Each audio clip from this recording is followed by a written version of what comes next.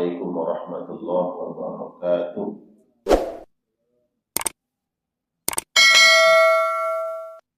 Alhamdulillah ala ihsanihi wa syukru lahu ala taufiqihi wa imtinanihi. La ilaha illallah wahdahu la syarika lah wa asyhadu anna Muhammadan abduhu wa rasuluh. Allahumma salli wa sallim wa barik wa karrim wa an'im ala nabiyyina wa rasulina wa imamina wa qudwatina Sayyidina Maulana Muhammad wa ala alihi wa ashabihi wa man sara ala nahjihi wa istaqama ila yaumiddin wa ba'du. Allahumma la ilma lana illa ma 'allamtana innaka antal 'alimul hakim. Allahumma 'allimna ma yanfa'una wanfa'na bima 'allamtana wa zidna 'ilma واصلح لنا شأننا كله ولا تكلنا إلى أنفسنا طرفة عين. Hadirin jemaah yang dimuliakan oleh Allah Subhanahu wa taala, puji syukur kita panjatkan kepada Allah Jalla Jalaluhu. Allah Rabbul Alamin, zat yang satu-satunya berhak untuk diibadahi. Kekuasaan Allah di atas seluruh kekuasaan makhluknya. Innahu ala kulli syai'in qadir. Salawat dan salam beri untuk baginda Nabi sallallahu alaihi wasallam, kepada keluarga dan seluruh sahabat-sahabat beliau, tanpa terkecuali dan muhajirin wal ansar. Semoga kita semua insyaallah taala dapat mengikuti jejak langkah kebaikan mereka, perjuangan serta pengorbanan mereka dalam menegakkan kalimat tauhid, menyeru kepada kebaikan, mencegah dalam kemungkaran. Salawat salam kita mudah-mudahan menjadi penyebab Allah kepada kita semua di akhirat nanti mendapatkan syafaat Rasulullah sallallahu alaihi wasallam, masuk surga bighairi hisabin wa adab. Hadirin jemaah sekalian yang dimuliakan Allah. Hari ini tanggal berapa? Bulan Muharram. Selasa Rabu tanggal 6 ya. Tanggal 6. Kajian kita pagi hari ini karena tahun baru Hijriah, saya coba akan mengangkat tema terkait dengan hijrah. Bukan sejarahnya, tapi makna hijrah, kemudian substansi dari hijrah itu sendiri. Jemaah sekalian, kita sudah tanggal 6 di bulan Muharram tahun 1448 Hijriah. Nanti jangan lupa di tanggal 10 kita disunatkan puasa Asyura. Kemudian di tanggal 9 sunat puasa Tasu'a tanggal 9. Kalau hari ini tanggal 6 berarti hari apa jatuhnya? 6, 7, 8, 9, 10. Hari Senin, Selasa, Rabu, Kamis ya. Hari Kamis pas itu. Yang biasa mengamalkan sunnah puasa hari Kamis bertepatan dengan tanggal 10 bulan Muharram. Kemudian Tasu'anya hari Rabu. Mudah-mudahan insyaallah Allah berikan kemampuan, kekuatan kepada kita semua untuk mengamalkan sunnah-sunnah Rasulullah SAW. Yang keutamaan puasa Asyura tanggal 10 bulan Muharram, Allah mengampuni dosa-dosa 1 tahun yang berlalu. Jemaah sekalian, terkait dengan hijrah. Makna hijrah disebutkan di dalam Al-Quran kalimat hijrah. Itu menjadi bahasa saduran di kita, bahasa familiar. Sering kita dengar kata hijrah. Itu tadi bahasa Arab. Makna hijrah yang pertama disebutkan oleh para ulama adalah berpindah dari satu tempat ke tempat yang lain. Dan ini disebutkan di dalam Al-Quranul Karim bahwa ada perintah untuk berpindah dari satu wilayah ke wilayah yang lain. Itu kasusnya hijrahnya Rasulullah SAW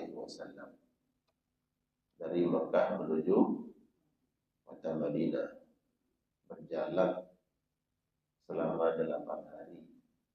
Disebutkan dari hari Senin sampai hari Senin.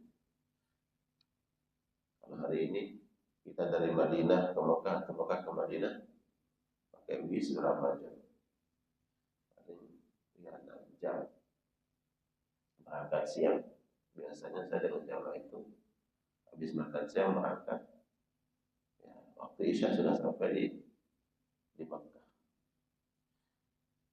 Tapi dulu Nabi SAW 8 hari perjalanan beliau.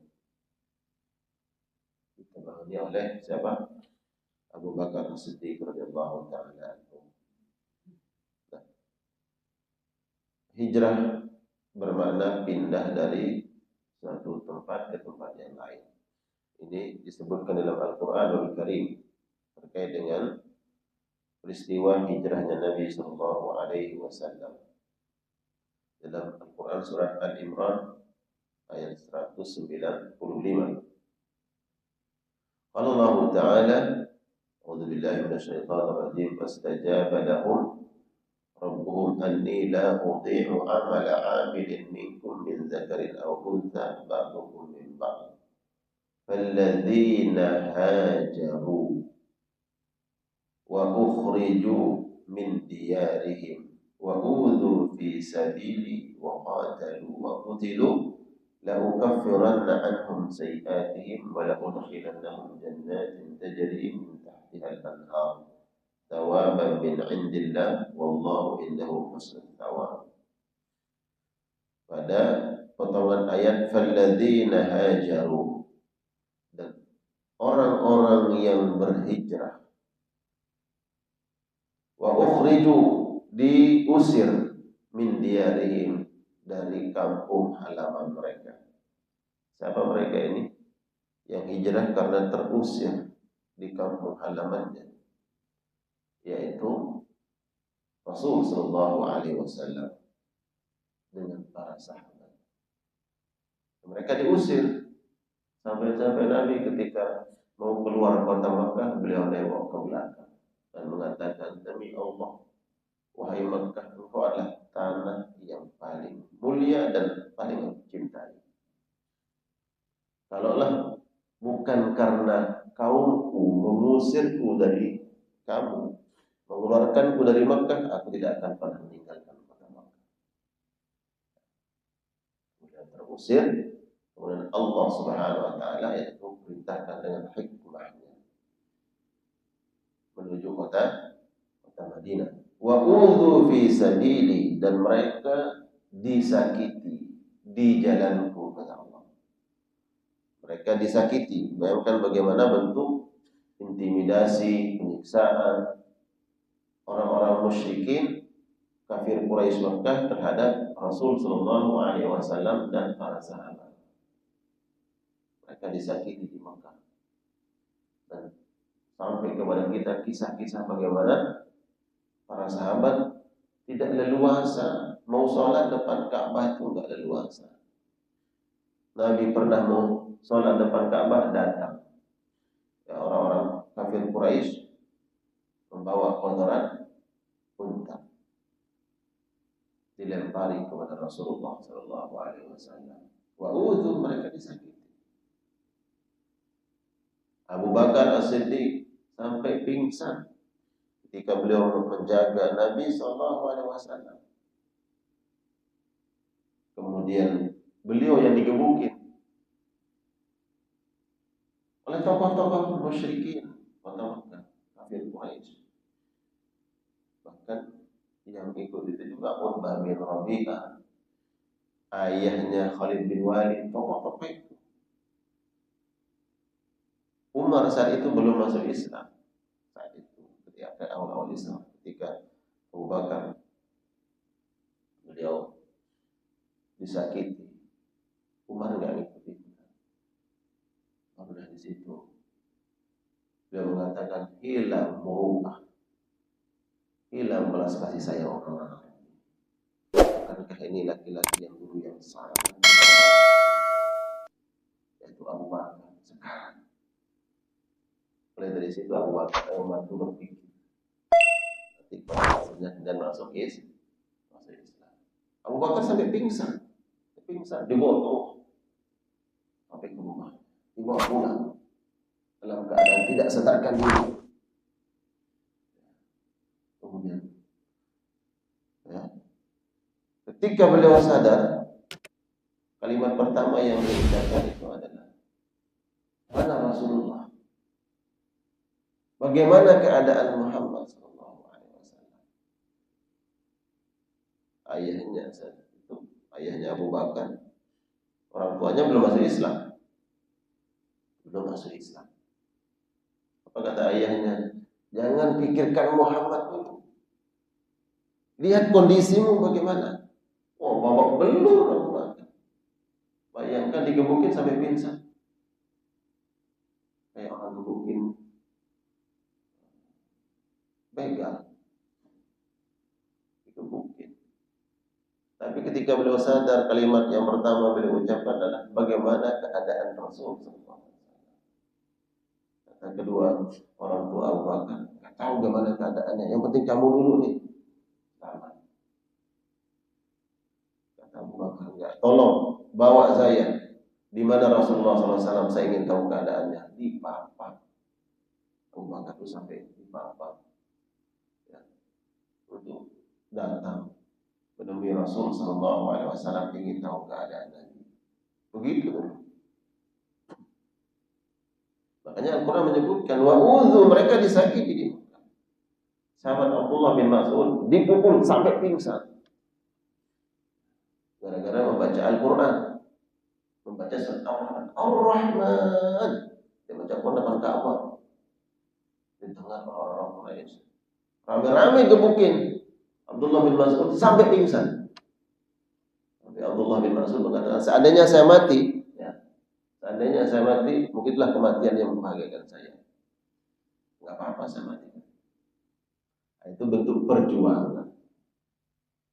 Jadi ketika sudah sampai pada puncak penyiksaan, intimidasi, kezaliman yang dilakukan oleh orang-orang kafir Quraisy Makkah terhadap Nabi sallallahu alaihi wasallam dan para pengikutnya, para sahabat, barulah kemudian diperintahkan oleh Allah Subhanahu wa taala untuk berhijrah.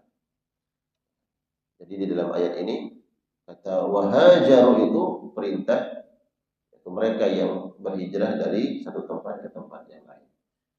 Itu Makkah menuju kota Madinah. Kemudian makna hijrah yang kedua, menyingkirkan sesuatu, perkara-perkara yang buruk. Dalam kata hijrah itu di antara maknanya adalah menyingkirkan sesuatu hal yang buruk. Sebagaimana Allah berfirman, "Warrujza fahjur." Ini di dalam Quran surat Muddatsir. Ya, Muddatsir. Ya ayyuhal muddatsir, qum fa'anzir wa thiyabaka fatahhir warrujza fahjur. Warrujza, dan perbuatan-perbuatan yang buruk singkirkan. Ya. Surat Muddatsir itu urutan surat keempat turun kepada Nabi sallallahu alaihi wasallam. Pertama surat Al-Alaq ayat 1 sampai 5. Itu surat pertama yang turun. Awal munculnya, lahirnya cahaya risalah Islam. Dan yang kedua Al-Qalam. Yang ketiga surat Al-Muzammil. Yang keempat ini Muddatsir. Yang kelima surat Al-Fatihah. Al-Fatihah di urutan pertama di mushaf Al-Quran. Muddatsir itu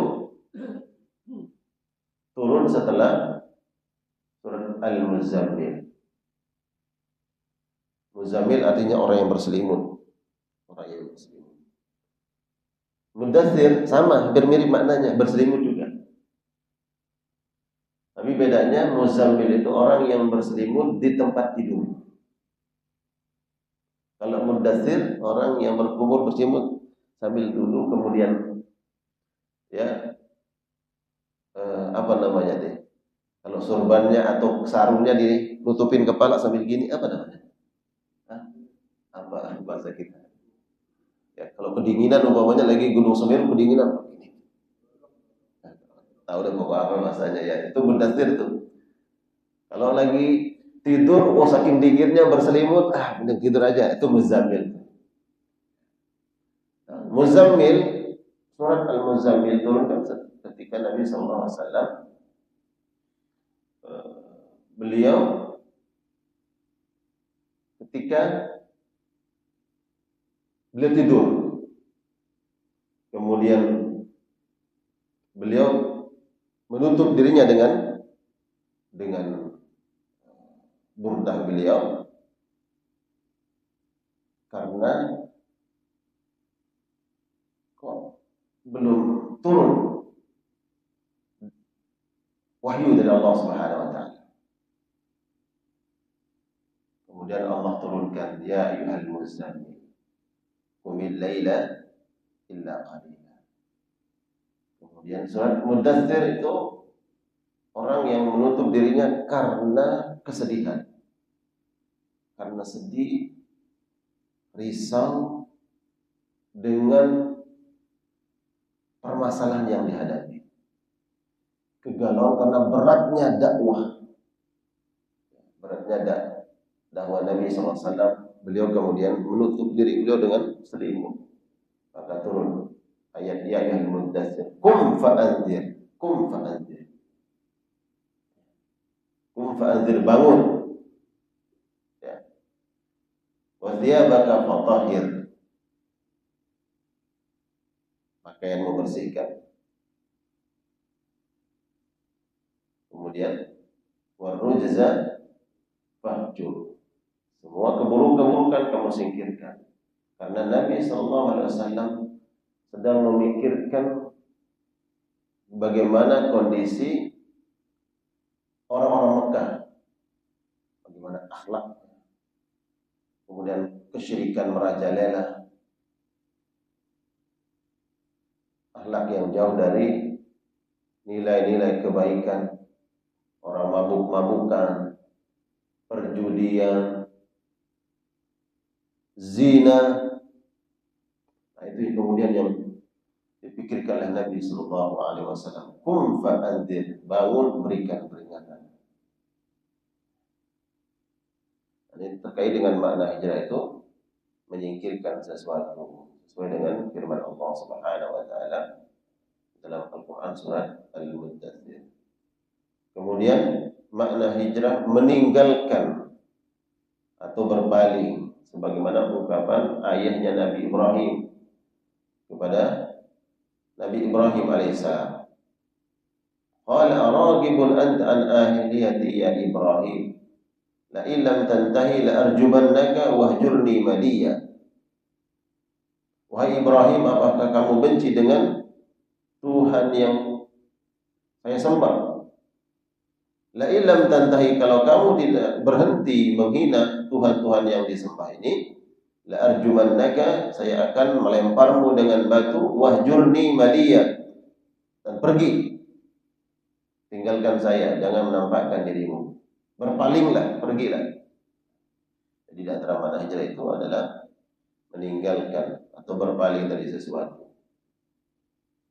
Kemudian yang berikutnya menjauhkan diri. Hijrah maknanya menjauhkan diri. Sebagaimana firman Allah Subhanahu wa taala di dalam Al-Qur'an surat Muzammil. Wasbir 'ala ma yaqulun wahjurhum hajran jamila. Wasbir, dan sabarlah wahai Muhammad, 'ala ma yaqulun, atas apa yang mereka ucapkan, apa yang mereka katakan kepadamu. Sabarlah wahai Muhammad atas apa yang mereka katakan kepadamu. Berbagai macam gelar-gelar keburukan mereka sematkan kepada Nabi Sallallahu Alaihi Wasallam. Mereka mengatakan Nabi gila. Mereka mengatakan Nabi tukang sihir. Apalagi Nabi orang yang menginginkan kedudukan, macam-macam. Makanya kemudian Allah kuatkan baginda Rasul sallallahu alaihi wasallam, wasbir ala ma yaqulun. Atas apa yang mereka katakan kepadamu, sabar. Resiko semua kebaikan. Jadi kalau umpamanya kemudian kita dalam melakukan sesuatu berupa kebaikan, ada orang yang ngomong sana sini begini begitu dan seterusnya, itu sunatullah. Ya. Baik di lingkungan, di kantor, Bapak ingin istiqomah dengan sesuatu kebaikan. Ini kita ingin rubah menjadi lebih baik. Kita usulkan, ya, kita sampaikan. Ini kayaknya nggak bagus. Kita berusaha untuk merubahnya. Ada yang ngomong begini begitu tentang kita, sebuah kebaikan. Enggak ada suatu kebaikan yang tidak ada rintangan, ujian dan cobaannya. Berkaca kepada Nabi sallallahu alaihi wasallam. Sebuah dakwah. Di situ Allah menguji kita mau istiqomah atau tidak. Atau kemudian kita mengambil sikap apatis, tidak peduli. Yang penting aman. Berusaha kita merubahnya atau menyampaikan. Marhaminkum mungkaran, sampaikan saja. Diterima atau tidak, nanti kita sampaikan. Ada yang mengatakan begini begitu, ya udah. Kita tidak punya hujah nanti di hadapan Allah. Ya Allah, kami sudah berusaha. Wasbir ala ma yaqulun. Atas kalimat-kalimat buruk yang sampai ke telingamu wahai Muhammad, yang mereka katakan, wahjurhum hajran jamila. Berusahalah kemudian tinggalkan, ya udah tinggalkan saja. Tinggalkan mereka. Jadi makna hijrah menjauhkan diri. Kemudian dua macam bentuk hijrah. Yang pertama hijrah makaniyah. Hijrah makaniyah itu adalah pindah dari satu tempat ke tempat yang lain. Makan artinya tempat. Dalam bahasa Arab, hadza makanun lis-shalah. Ini tempat untuk salat, makan. Hadza makanun lis-sukna. Ini tempat tinggal. Wilayah tempat tinggal kita. Tempat makan. Jadi ada hijrah makaniyah, pindah dari satu tempat ke tempat yang lain. Sebagaimana yang dialami, yang dilakukan oleh Nabi Shallallahu Alaihi Wasallam, pindah dari Madinah satu tempat pindah dari Mekah menuju kota Madinah. Kemudian hijrah makaniyah ini pernah dilakukan oleh para nabi-nabi sebelumnya. Allah kisahkan tentang Nabi Ibrahim. Nabi Ibrahim itu pindah dari satu tempat ke tempat yang lain, satu negara ke negara yang lain.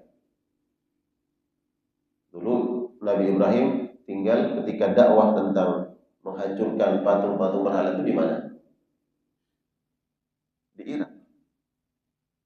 Nabi Ibrahim pindah ke Mesir. Dari Mesir ke mana? Baitul Maqdis. Dari Baitul Maqdis, Nabi Ibrahim disuruh berkelana ke mana? Ke Mekah kan? Coba zaman Nabi Ibrahim. Kalau sekarang kita mudah ya, gampang pakai pesawat. Zaman Nabi Ibrahim dari Irak ke Mesir, dari Mesir ke masuk ke Palestina, dari Palestina ke Mekah. Kuat ya. Dan para nabi itu memang salah satu ibadahnya adalah traveling, lakukan perjalanan internasional. Nabi itu manusia alamiah. Nabi Muhammad dari kecil sudah ke Syam, Mekah, kemudian ke Syam, masuk ke wilayah kalau hari ini kan Yordania. Beliau tadinya mau masuk ke Palestina, Baitul Maqdis berdagang, tapi sampai ke Yordan, di situ disetok sama Buhairah. Pastor di situ yang masih memeluk agama Nabi Isa yang murni. Wah, ini kayaknya calon nabi ini. Dia baca dalam kitab ya tanda-tandanya, tanda-tanda kemukjizatan dan irhas. Irhas itu kejadian yang luar biasa yang Allah nampakkan, Allah perlihatkan kepada sosok manusia yang kelak akan dinobatkan, diangkat menjadi nabi dan rasul. Itu disebut dengan irhas. Jadi sudah nampak pada Nabi SAW sampai di Syam, nggak usah masuk, nggak usah melanjutkan perjalanan. Ini kafilah dagang, kalian balik saja. Kenapa? Kalau kalian masuk ke Baitul Maqdis nanti ketemu orang-orang Yahudi di situ, dibunuh ini anak, dibunuh. Balik saja. Jadi makanya sudah Nabi kan dibawa pulang oleh paman beliau. Nabi Ibrahim pindah dari Irak ke Mesir, masuk ke Baitul Maqdis, kemudian ke Makkah. Dan ini Allah sebutkan di dalam Al-Qur'anul Karim, surat Al-Ankabut ayat 26. Fa'amana lahu Lutun wa qala inni muhajirun ila rabbi innahu huwal azizul hakim. Maka Lut membenarkan kenabian Nabi Ibrahim. Nabi Lut beriman dan beliau diangkat menjadi nabi dan rasul oleh Allah Subhanahu wa taala. Ponakan. Dalam sebuah riwayat disebutkan Lut ini adalah keponakannya Nabi Ibrahim. Nabi Ibrahim berkata, "Inni muhajirun ila rabbi." Aku akan hijrah berpindah ke tempat yang diperintahkan Tuhanku, masuk ke Baitul Maqdis. Dan salah satu wilayah yang dilewati oleh Nabi Ibrahim adalah nanti di kemudian hari tempat di mana dibinasakannya kaumnya Nabi Lut, kaum Sodom, kaum LGBT. Itu di Laut Merah. Ada yang pernah keluar di sini? Mudah-mudahan insyaallah nanti yang mau berangkat ke Aqsa, biasanya situ itu lewat, ya pasti lewat situ tuh. Kalau masuk ke Aqsa lewat Yordan, laut barat itu di Yordan. Mudah-mudahan insyaallah dimudahkan oleh Allah Subhanahu wa taala. Para jamaah yang perintah Nabi, ya kan? Ziarah ketiga masjid, Baitul Haram, Masjid Nabawi, dan Baitul Maqdis, Masjid Al-Aqsa. Allah yang sudah umrah berikutnya adalah programnya Aqsa. Insyaallah ke Aqsa, Pak. Aman insyaallah. Apalagi Pak udah biasa. Ke Aqsa, Pak. Jangan sampai kita meninggal dunia belum sholat di Masjid Al-Aqsa. Perintah Nabi begitu. Itu datang kalian di sana. Wasallu fihi, sholat di sana. Perintah Nabi. Ada yang belum kita kerjakan. Dan kita punya kemampuan. Udah, ini perintah Nabi. Ya. Ini bukan iklannya travel, bukan. Gak ada hubungannya dengan travel. Boleh travel manapun. Berkunjung ke Masjidil Aqsa. Nah, nanti kan visanya itu dikeluarkan orang-orang Israel. Nanti kita ngasih duit. Itu urusan mereka. Perintah Nabi. Para Nabi, para Rasul itu begitu. Melakukan perjalanan. Banyak hikmah, banyak ibrah. Nanti masuk lewat Yordan. Kalau kemarin saya ketahan, Pak. Nggak boleh masuk. Saya dengan satu jamaah nggak boleh masuk. Hanya 4 hari di Yordan. Mudah-mudahan insyaallah dalam waktu yang di waktu berikutnya insyaallah. Mudah-mudahan Allah izinkan kita semua. Allah mudahkan. Ya, salah satu wilayah yang dilewati oleh Nabi Ibrahim itu adalah ya, Laut Mati. Di kemudian hari tempat di mana Allah membinasakan kaum Nabi Lut. Kemudian hijrah maknawiyah. Tadi hijrah pindah tempat. Yang kedua hijrah maknawi. Nah, ini yang paling kita butuhkan hari ini. Hijrah maknawi. Berpindah dari suatu keadaan ke keadaan yang lain. Terus mengupgrade diri kita, meningkatkan kualitas iman, kesalehan, ketakwaan, amal soleh, dan muhasabah diri kita jemaah. Mana ini perkara-perkara yang dalam pandangan syariat, oh ini nggak boleh, berusaha kita tinggal. Baik itu dalam rumah tangga, budaya, kebiasaan, pekerjaan, dan seterusnya. Minta kepada Allah diberikan kekuatan agar kemudian kita menjadi lebih baik. Yang bicara ini bukan berarti lebih baik sama dibandingkan dengan jamaah, enggak. Saling mengingatkan, babin nasihat, saling mengingatkan. Itu hijrah, berpindah dari suatu hal ke hal yang lain, dari satu keadaan ke keadaan yang lain. Kemudian dicontohkan yang pertama hijrah i'tiqadiyah, hijrah i'tiqad. Ya. Keyakinan. Hijrah keyakinan ini yang pertama bisa bentuknya berpindah seseorang dari kekufuran menuju Islam. Nah, ini hijrahnya. Atau dari sesuatu hal yang berbau kesyirikan. Berbau kesyirikan, ya, kita muslim, dapat hidayah dari Allah. Kita seorang muslim. Tapi kemudian iman kita ini ternyata masih terkotori. Masih ada kotorannya. Apa yang mengotori? Keyakinan-keyakinan, khurafat-khurafat yang bertentangan dengan budaya-budaya yang bila mana dilihat dari perspektif syariat ternyata bertentangan dengan syariat. Nah, ini kemudian kita pelan-pelan membersihkan, memurnikan, menjaga kemurnian akidah. Kemurnian. Islam itu satu, Pak. Islam itu satu. Sumbernya satu, atau Al-Quran. Di Afrika sana punya budaya. Bila mana dia bertentangan dengan Al-Quran, maka harus dia mengambil hukum Al-Quran. Di tanah kita, katakanlah, di tanah Nusantara kita punya budaya. Kalau bertentangan dengan Al-Quran, mana yang kita dahulukan? Ya Al-Quran. Tapi tidak semua budaya bertentangan.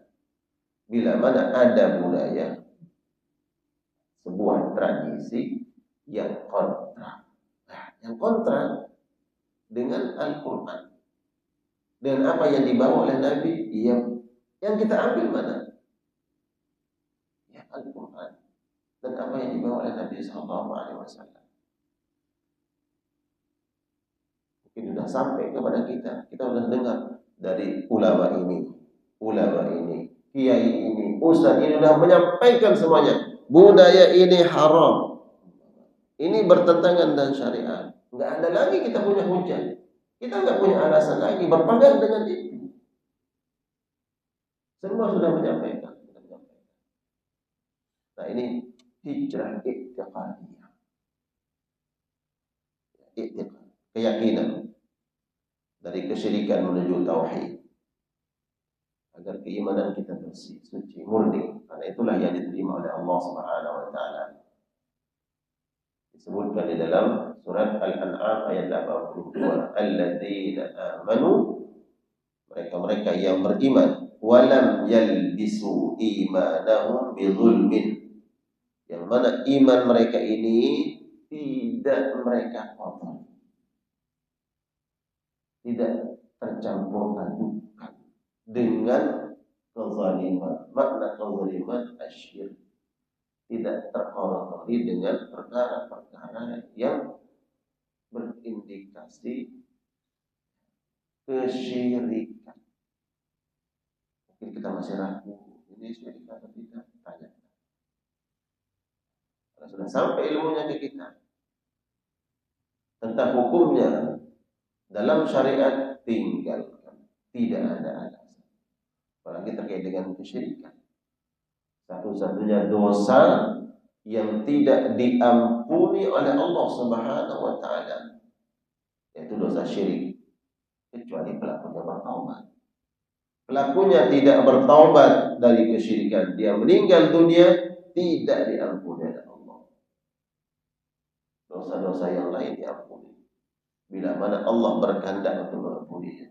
Bahkan dosa apapun, kalau Allah berkehendak mengampuninya, diampuni. Tapi dosa syirik, Allah sendiri yang sudah menjelaskan, menegaskan tentang itu. Innallaha la yaghfiru ayyushraka bihi. Allah tidak akan mengampuni dosa kesyirikan. Wa yaghfiru ma duna dzalika liman yasha. Dosa-dosa yang lain bila Allah kehendaki diampuni. Jadi pentingnya kemudian kita menjaga kemurnian akidah, kesucian tauhid kita. Hijrah i'tiqad, keyakinan. Seseorang diterima korbannya kalau korban itu untuk Allah. Halal kita makan hewan yang disembelih bila mana disembelih atas nama Allah. Tapi kalau ada hewan yang disembelih bukan untuk Allah, haram memakannya. Haram. Dia bangkai. Dan banyak ya mungkin di satu tempat atau wilayah memotong hewan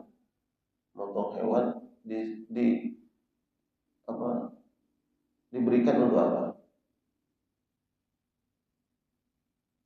Untuk pohon.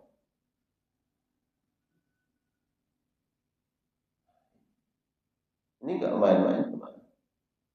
Ini konsekuensinya akidah. Barang siapa yang ingin selamat, maka yang paling utama dia jagalah akidah. Jamaah, kita enggak bertanggung jawab tentang amalan orang lain.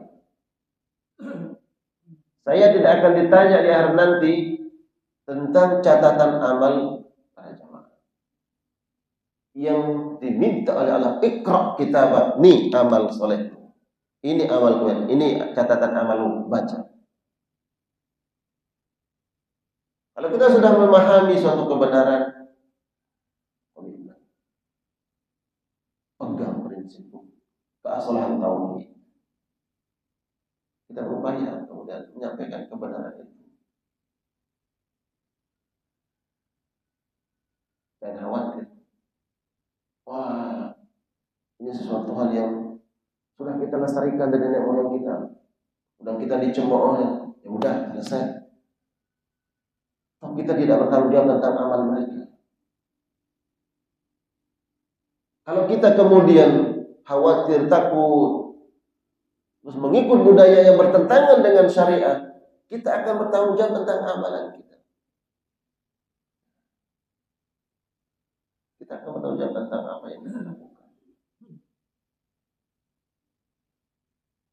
Ini jemaah, jadi ini kan bulan Muharram. Ya.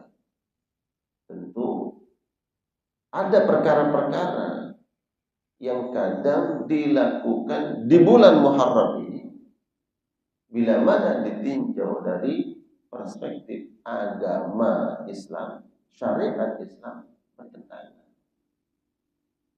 Bagaimana posisi kita? Bagaimana sikap kita? Kalau kita tidak membenarkan, kalau itu dari kalangan umpamanya keluarga kita berusaha untuk mendakwahi. Setelah itu kita lakukan, kitalah yang kemudian harus menjaga amalan kita. Yang penting akidah kita, keluarga kita. Ini akan kita pertanggungjawabkan di hadapan Allah. Kita tidak akan mempertanggungjawabkan amalan mereka. Kita hanya diperintah oleh Allah, sampaikan kebaikan, sampaikan kebenaran, berikan nasihat. Setelah itu tawakal kepada Allah Subhanahu wa Ta'ala. Jadi kalau ada keyakinan-keyakinan yang bertentangan dengan syariat Islam, ya kita tinggalkan.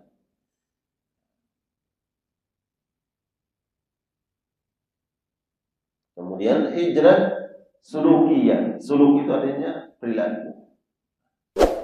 Hijrah sulukiyah.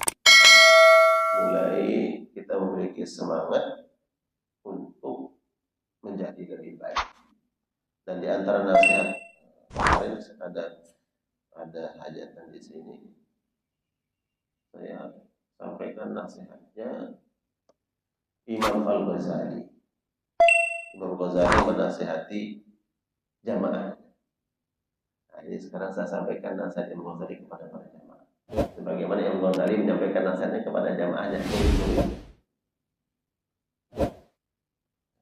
Kata beliau, menjawazal arba'in.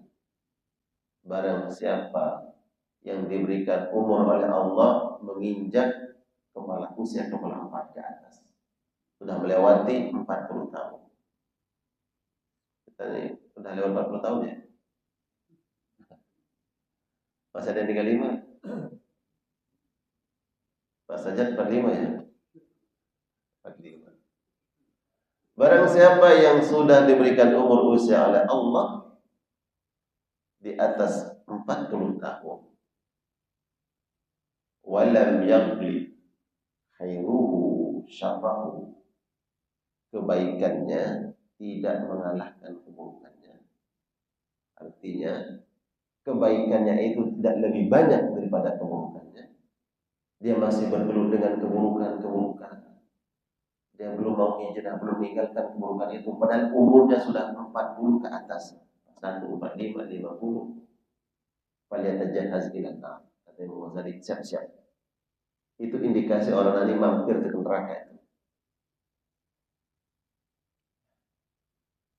Hanya kemudian di dalam Al-Quran Allah abadikan doanya Nabi Yusuf dan doanya Nabi Sulaiman. Doa bila mana kita sudah diberikan umur di atas 40.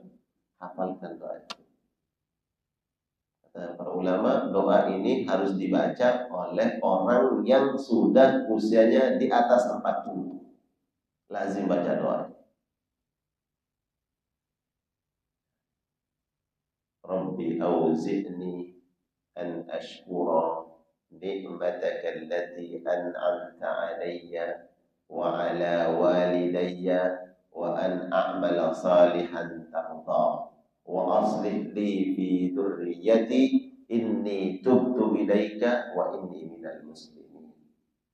Itu doa dibaca kalau sudah menginjak usia 40 kan.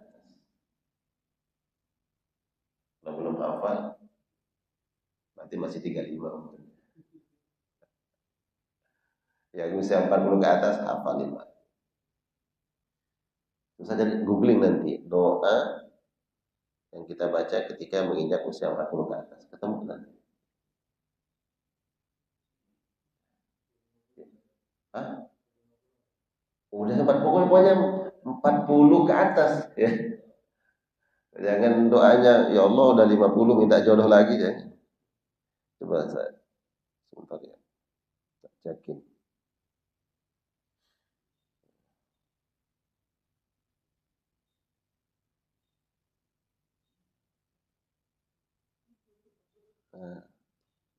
Al-Ahqaf nanti ya, cek di rumah ya. Saya lupa. Al-Ahqaf ayat 15. Allah apa nih? Itu Allah yang ngasih ini doa. Dan dibaca oleh para nabi. 2 nabi yang diabadikan oleh Allah. Nabi Yusuf dan Nabi Sulaiman. Nabi Sulaiman agak beda dikit di ujungnya. Kalau Nabi Yusuf itu setelah Rabbi auzi'ni an ashkura ni'mataka allati an'amta 'alayya wa 'ala walidayya wa an a'mala salihan tarda. Nabi Yusuf, wa aslih li fi dzurriyyati. Ya Allah, perbaiki anak keturunanku. Perbaiki diriku, aku melakukan amal-amal saleh kalau udah di atas 40, Pak. Semestinya kebaikan-kebaikan itu lebih banyak. Dan kebaikan ini kemudian diwariskan oleh anak keturunan. Inni tubtu ilaik, ya Allah, ampuni dosa-dosa kelalaian sebelum umur ini. Karena biasanya usia di bawah 40 itu waktu lagi semangat-semangatnya mencari apa? Meniti karir. Ya. Tubtu ilaika, aku bertaubat, aku minta ampun ya Allah. Wa inni minal muslimin. Itu Nabi Yusuf. Kalau Nabi Sulaiman, wa an a'mala salihan tarda wa adkhilni. Bedanya di situ. Wa adkhilni bi rahmatika fi ibadika shalihin. Masukkan aku dengan rahmatmu ya Allah menuju bersama golongan orang-orang yang saleh. Jadi pesannya jamaah, nanti buka di rumah atau googling surat Al-Ahqaf ayat 15, hafalkan doa itu karena itu perintah Allah. Baca doa ini setelah kita diberikan umur usia di atas 40. Kecuali kalau masih merasa muda umur 35 enggak baca enggak apa-apa. Hijrah sulukiyah, hijrah akhlak. Kemudian ada ungkapan dari seorang penyair bernama Ahmad Syauqi yang terkait pentingnya akhlak.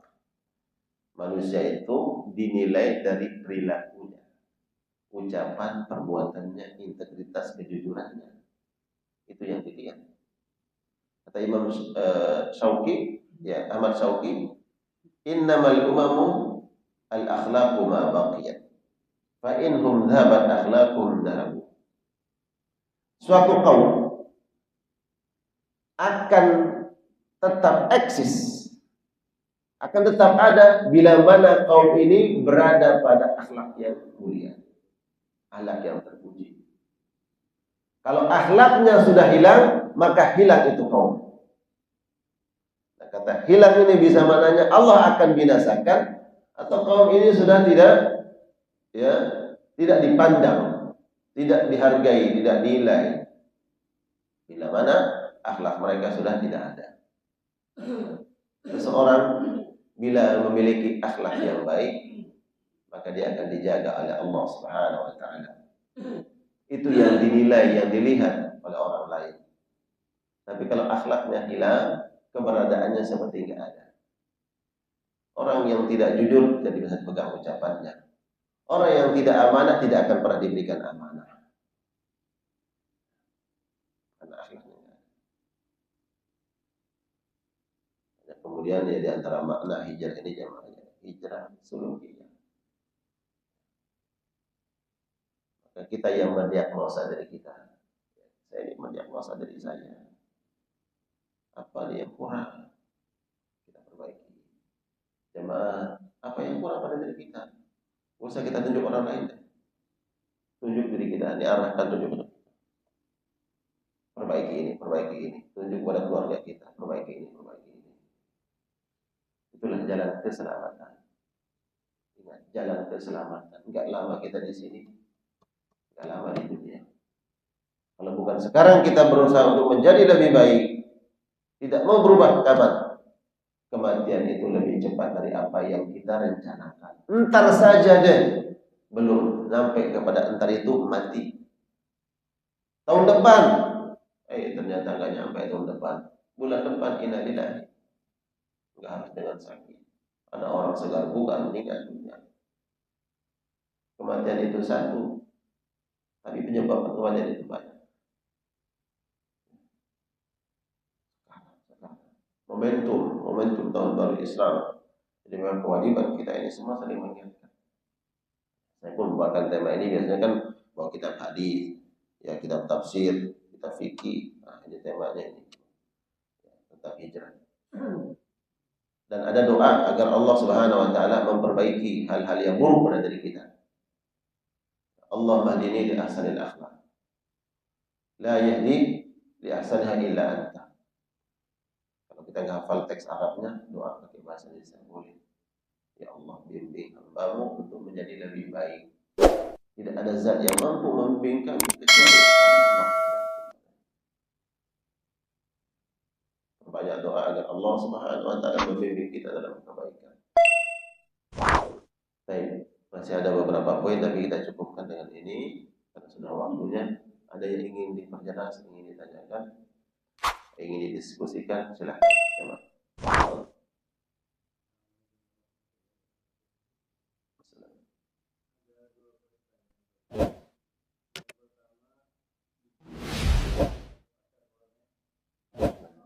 Ya.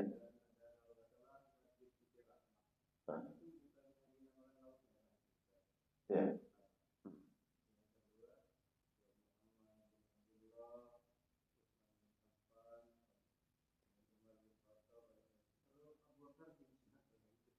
Hah? Baik. Ya. Ya. Baik. Tadi saya sebut itu laut mati atau laut merah? Ya, kalau laut merah, ya, konon, ya Allah alam bisawab. Yang di Jeddah itu, di antara yang menyebut di Jeddah, ya, ada yang menyebut itu adalah laut merah. Allah alam. Tapi kalau laut mati itu ada di Yordania. Ya, Nabi Musa alaihissalam. Makanya ada sebuah sejarah konon Allah alam bisawab dari Mesir itu kemudian sampai ke Jeddah. Allah alam bisawab benar atau tidaknya. Makanya kemudian ada yang menyebutkan Jeddah itu laut merah yang dibelah oleh Nabi Musa alaihissalam tembusnya ke Jeddah. Benar atau tidaknya nanti coba diproses lagi. Allah alam bisawab. Adapun laut mati ada di Syam, di Yordania hari ini. Karena di situ dulu tempat berdakwahnya Nabi Lut alaihissalam berdekatan dengan wilayah dakwahnya Nabi Ibrahim. Nabi Ibrahim di Palestina. Kemudian yang kedua tadi, bapaknya Abu Bakar As-Siddiq, Abu Quhafah. Ya, coba di googling. Kalau saya nggak salah bapaknya Abu Bakar. Nah, tinggal tanya aja. Ayah Abu Bakar.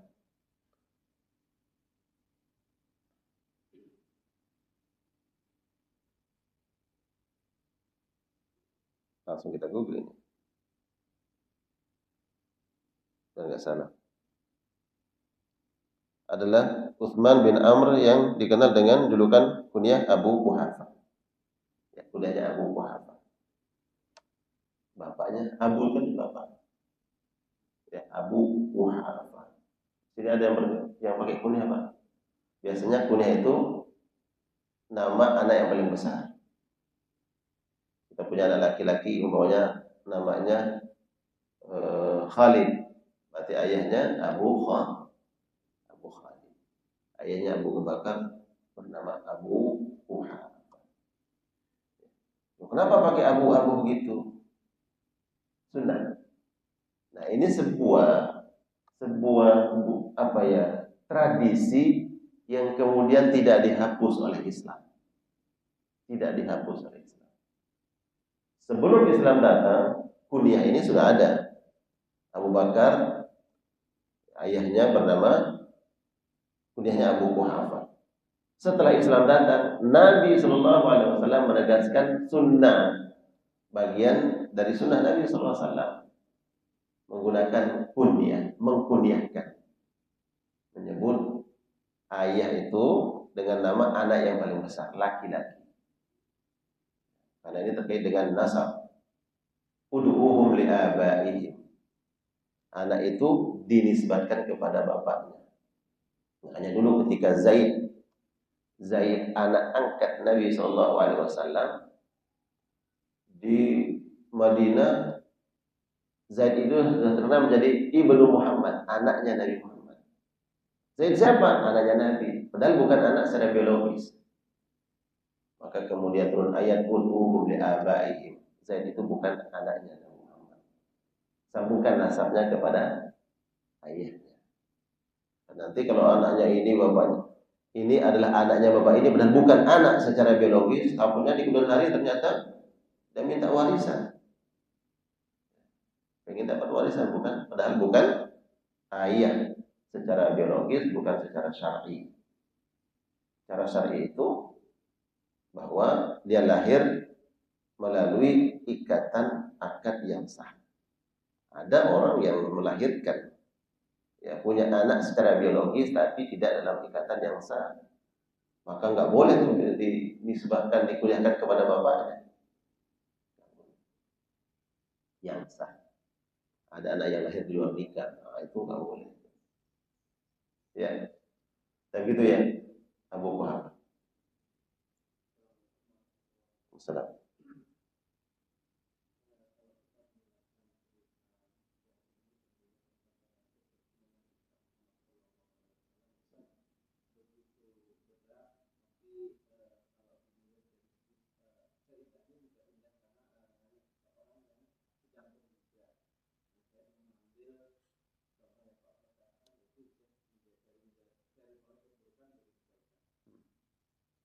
Bagaimana kalau itu kita terapkan di dalam hidup kita ini? Contoh satu, kita ingin juga dari kebaikan menjadi kebaikan.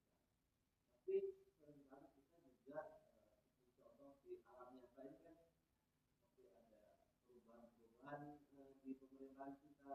Kemudian juga ada salah satu contoh yang paling kecil, kita sedang mengingatkan diri kita menjadi kebaikan, menjadi kebaikan, tiba-tiba diajak ilmu gitu. Itu apakah itu juga termasuk kita dan mengingkari hujah kita pribadi, karena demo itu kan hasilnya juga misalnya belum tentu kebaikan. Ya. Apakah kita diajak demo itu juga kita sedang berbuat kesalahan? Apakah yang kita inginkan hujah dari kejelekan jadi kebaikan itu jadi terganggu dengan adanya kita diajak demo? Kalau kita demo jadi bagaimana? Jadi karena kita instansi jadi harus demo. Nah seperti itu apa kita sedang melakukan kesalahan? Baik. Jadi ada hijrah fardhi, ya personal kita sendiri. Kemudian ada hijrah jamaah secara kolektif bersama-sama. Kita kemudian ingin kita punya organisasi, ya perkumpulan atau ruang lingkup yang lebih besar. Kita ingin hijrah kolektif. Maka pucuk pimpinan mengajak semua elemen itu. Kalau dalam rumah tangga, sang ayah mulai memperbaiki rumah tangganya, ruang lingkup keluarga, dia mengajak. Karena dia yang sebagai pemimpin di rumah itu. Di sebuah organisasi, begitu juga pimpinan tertingginya. Ayo, kita mulai membenahi ini. Ini kurang bagus. Ruang lingkup yang besar, sebuah negara, pucuk pimpinan memberikan dan mengajak, memiliki semangat untuk menjadi lebih baik. Ya, baik dari segi ya politiknya, ekonominya, dan seterusnya, pucuk pimpinan tertinggi. Nah, kalau kemudian kita sebagai kepala rumah tangga, pimpinan organisasi, pemimpinan sebuah negara menghadapi rintangan dan cobaan, itu suatu hal yang sunnah, ya, sesuatu hal yang pasti dialami. Kebaikan itu pasti akan ada rintangannya, ada cobaannya. Nah, bagaimana kemudian kita berkomitmen tegak lurus bahwa tujuan kita kebaikan, adapun kemudian ada pihak-pihak yang tidak setuju, ingin mengacaukan kebaikan ini, niat lillahi ta'ala. Kalau kita lakukan lillahi ta'ala, apapun resikonya, apapun rintangannya, tercapai tidak tercapai itu tujuan, yang penting lillahi ta'ala. Belum tercapai, biarkan nanti generasi berikutnya yang melanjutkan. Kalau kita udah di rumah tangga kita, ternyata sudah kita niatkan, ada yang menentang, itu sunnatullah, jangan kita berubah. Jadi setiap kebaikan itu pasti akan ada ujian dan cobaannya. Kalau kita tidak mampu menghadirkan kebaikan, ini jamaah penting. Jadilah orang yang membawa risalah kebaikan, penyokong kebaikan, memperjuangkan kebaikan. Kalau kita tidak mampu menjadi orang yang memperjuangkan kebaikan, jangan menjadi duri yang menghalangi kebaikan. Kalau kita tidak mampu menjadi orang yang mengajak kepada kebaikan, jangan menolong orang lain yang menghalangi kebaikan. Diam saja. Diajak-ajak. Apa? Diujuk-ujukin. Diajak. Ini satu kebaikan. Ada orang yang tidak suka. Kita ikut-ikutan kemudian menghalangi kebaikan. Diiming-imingi ini dan itu. Hanya dalam kebaikan itu, ya, pertama, sampaikan kebaikan. Kalau kita nggak mampu menyampaikan kebaikan itu, tolong orang menyampaikan kebaikan. Kalau kita nggak mampu menolong orang yang melakukan kebaikan, diam, jangan menghalangi kebaikan. Jangan menjadi musuh kebaikan, menolong orang yang menghalangi kebaikan. Mudah-mudahan kita Allah pilih menjadi orang yang memperjuangkan kebaikan. Dimanapun, sesuai dengan porsi kita, kemampuan kita, di rumah tangga, di lingkungan, di kantor kita, sesuai dengan apa yang kita mampu. Semuanya dijaga oleh Allah. Insyaallah. Baik begitu ya. Baik, kita cukupkan kajian kita pagi hari ini, mudah-mudahan insyaallah bermanfaat. Ya, karena momentumnya masih tahun baru, ya, kita sampaikan tema tentang hijrah. Mudah-mudahan hijrah kita adalah di majelis ini istiqamah ada di kajian. Pulang dari kajian minimal kita dapatkan 1-2 kebaikan dan Allah bersihkan, Allah ampuni dosa-dosa kita. Tercatat sebagai amal soleh kita bawa nanti ke akhir. Tapi kita tutup dan doa kafaratul majlis. Subhanakallah wa bihamdika asyhadu an la ilaha illa anta astaghfiruka wa atubu ilaik. Assalamualaikum warahmatullahi wabarakatuh.